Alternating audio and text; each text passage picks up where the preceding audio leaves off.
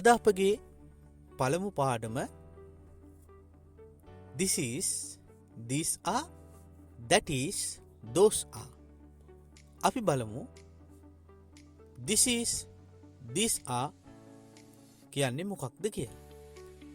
This is, these are හි තේරුම වන්නේ මේ ඉන්නේ, මේ තියෙන්නේ. That is, those are හි තේරුම වන්නේ අර ඉන්නේ, අර තියෙන්නේ. ඒක වචන සඳහා this is යොදා ගන්නවා. බහු වචන සඳහා these are යොදා ගන්නවා. මේ ඉන්නේ පූසෙක්ය. මේ කියන්න අපි this යොදා ගන්නවා. ඉන්නේ කියන්න is යොදා ගන්නවා. පූසෙක් a cat. අල්කයන්නේ ශබ්දය ගැනීමට a යොදා ගන්න. ඊළඟට අපි බලමු this එකෙන් වාක්‍යයක් හදලා. මේ ඉන්නේ මිනිසුන්ය. මිනිසුන් කියනකොට බහු වචනයි නේද? ගොඩක්. එතකොට අපි this is නෙමෙයි යොදාගන්නේ these are කියන එක.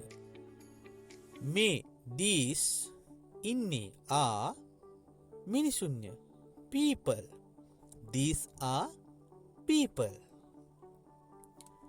තවත් අප උදාහරණයක් බලමු. මේ තියෙන්නේ පොතක්ය. මේ කියන්න අපි this යොදා ගන්නවා. තියෙන්නේ කියන්න is යොදා ගන්නවා. පොතක්ය a book. මොකද පොතක් කියන එක ඒක වචන නිසා අපි is යොදා ගන්නවා. ගොඩක් තියෙනකොට අපි යොදා ගන්නේ ආ කියන එක නේද? these එක ආ යොදා ගන්නවා. හරි. දැන් අපි ඒකම බලමු බහුවචනට හරවලා. මේ තියෙන්නේ පොත්ය. these are books. මොකද books කියන්නේ ගොඩක් නේ. ඒ නිසා අපි these are තමයි පාවිච්චි කරන්න ඕනේ. this is නෙමෙයි. හරි. දැන් අපි ඊළඟ කොටසට යමු.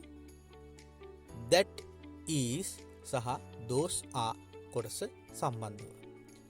right. අපි දැන් පෙර පරිදි කිව්වා that is සහ those are එකෙන් අපි කියන්නේ අර ඉන්නේ, අර තියෙන්නේ කියන එක.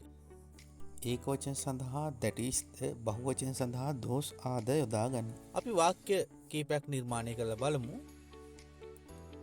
අර ඉන්නේ නිමල්ය. අර ඉන්නේ නිමල්ය. දැන් නිමල් කියන්නේ එක්කෙනෙක්නේ.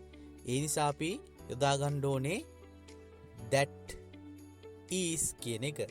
හරි. අපි වාක්‍ය හදමු. අර ඉන්නේ නිමල්ය. අර කියන්නේ that අපි යොදා ගන්නවා. ඉන්නේ කියන්නේ is යොදා ගන්නවා. ඊට පස්සේ කවුද ඉන්නේ? නිමල්. that is Nimal. අපි තවත් උදාහරණයක් බලමු. අර තියෙන්නේ පෑනක්ය. අර කියන්න that, තියෙන්නේ කියන්න is, පෑනක් අල් කයන්න ගන්න අපි a යොදා ගන්නවා අදාළ නාම පදයට පෙර. that is a pen. හරි. අපි ඊළඟට බලමු those are එකකින් වාක්‍යයන් සාදලා. අර තියෙන්නේ පුටුය. අර තියෙන්නේ පුටුය. එතකොට පුටු කියන්නේ බහු වචනයි නේද? that is පාවිච්චි කරන්න බෑනේ. අපිට පාවිච්චි කරන්න ඕනේ those are කියන එක නේද? අර those තියෙන්නේ මොනවද තියෙන්නේ? පුටු, chairs. those are chairs. ඊළඟට අපි තව එකක් බලමු. අර ඉන්නේ යහළුවන්ය. දැන් යහළුවන් කියපුවාම බහු වචනයි. කියන්නේ ගොඩක්.